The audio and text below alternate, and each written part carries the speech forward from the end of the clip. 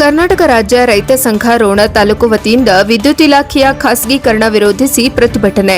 ರೋಣ ಪಟ್ಟಣದ ಸಿದ್ದರೂಢ ಮಠದಿಂದ ಕೆಇಬಿ ಕಚೇರಿಯವರೆಗೂ ರೈತರು ವಿದ್ಯುತ್ ಖಾಸಗೀಕರಣ ವಿರುದ್ಧ ಘೋಷಣೆ ಕೂಗುತ್ತಾ ಪ್ರತಿಭಟನೆ ನೆರವೇರಿಸಿದರು.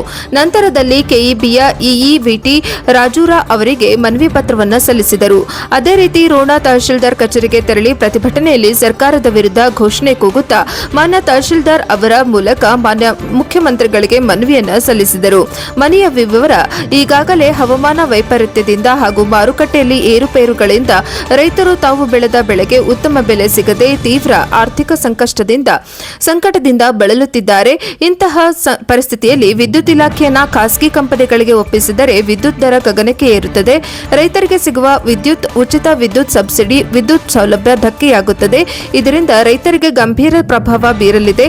ರೈತನ ಬಾಳು ಮತ್ತಷ್ಟು ಸಂಕಷ್ಟಕ್ಕೆ ಒಳಗಾಗುತ್ತದೆ. ಆದುದರಿಂದ ಟಾಟಾ ಕಂಪನಿಗೆ ಸೇರಿದ ಯಾವುದೇ ಖಾಸಗಿ ಸಂಸ್ಥೆ ವ್ಯಕ್ತಿಗಳ ಕೈಗೆ ವಿದ್ಯುತ್ ಇಲಾಖೆಯನ್ನ ನೀಡಬಾರದು ಎಂದು ರೈತ ಮುಖಂಡ ಸಂಗಣ್ಣ ದಂಡಿನ ಹಾಗೂ ಮುತ್ತಣ್ಣ ಚೌಡರೆಡ್ಡಿ ಅವರು ಅಧಿಕಾರಿಗಳಿಗೆ ಮನವಿಯನ್ನ ಮಾಡಿಕೊಂಡರು. ಖಾಸಗೀಕರಣವಾದರೆ ಮುಂದಿನ ದಿನದಲ್ಲಿ ಉಗ್ರ ಹೋರಾಟವನ್ನ ರೈತ ಸಂಘದಿಂದ ಮಾಡುತ್ತೇವೆ ಎಂದು ಅವರು ಆಕ್ರೋಶ ವ್ಯಕ್ತಪಡಿಸಿದರು.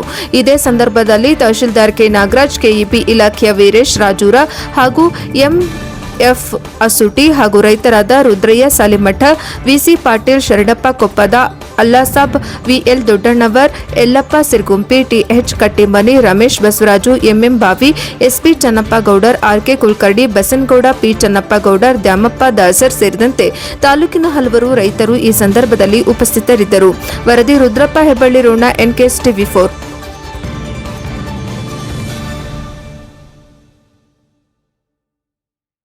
ಡಿಸ್ಟ್ರಿಬ್ಯೂಷನ್ ನಾವು ಮಾಡ್ತೀವಿ ಅಂತ ಹೇಳಿ ಅದರದ್ದು ಏನೇನು ಪರಿಣಾಮ ಆಗುತ್ತೆ ಅಂತ ಅವ್ರು ಹೇಳಿದರು. ಏನಾಗ ಸರ್ಕಾರದ ಏನು ಕಲ್ಯಾಣ ಯೋಜನೆಗಳು ಇರ್ತವೆ, ಈಗ ನಾವು ಐ ಪಿ ಎಸ್ ಸಬ್ಸಿಡಿ ದರದೊಳಗೆ ಐ ಪಿ ಎಸ್ ಕರೆಂಟ್ ಕೊಡ್ತೀವಿ. ಈ ಗೃಹಜ್ಯೋತಿ ಒಳಗೆ ಅಲ್ಲಿನೂ ನಾವು ಗ್ರಾಹಕರಿಗೆ ಕರೆಂಟ್ ಕೊಡ್ತೀವಿ. ಅದೇ ರೀತಿ ನೇಕಾರ ಸಮುದಾಯಕ್ಕೂ ನಾವು ಸಬ್ಸಿಡಿ ಒಳಗೆ ಕರೆಂಟ್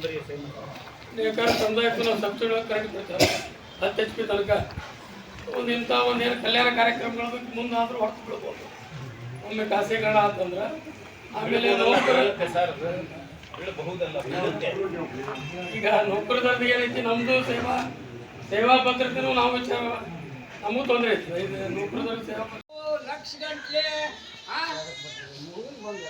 ಭೂಮಿ ಐತಿ, ಇದನ್ನ ಹೋದ್ರೆ ಅವ್ರು ಕಾಲ್ ತಳಗೆ ಹಾಕ್ತಾರಂತಂದ್ರೆ ಎಷ್ಟು ನಾಚಿಕೆ ಸರ್ಕಾರಗಳದಾವ ಅಂತ.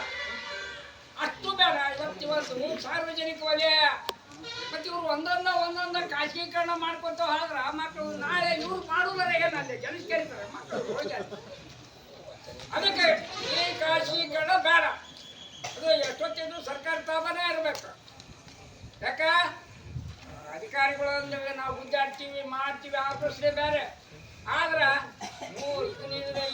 ಒಂದು ಮನೆ ಮೊಬೈಲ್ ಹಚ್ಚಿ ಚಾಲು ಮಾಡಿದಾಗ ಆಟ ಕರೆಂಟ್ ಅನ್ನೋ ಲೆಕ್ಕಕ್ಕೆ ತಂದಿಟ್ರ ಅದು ಎಲ್ಲರಿಗೆ, ಜನಸಾಮಾನ್ಯ ರೈತರಿಗೆ ಅಷ್ಟ ಅಲ್ಲ, ಎಲ್ಲರಿಗೆ ತ್ರಾಸ ಆಕೈತಿ.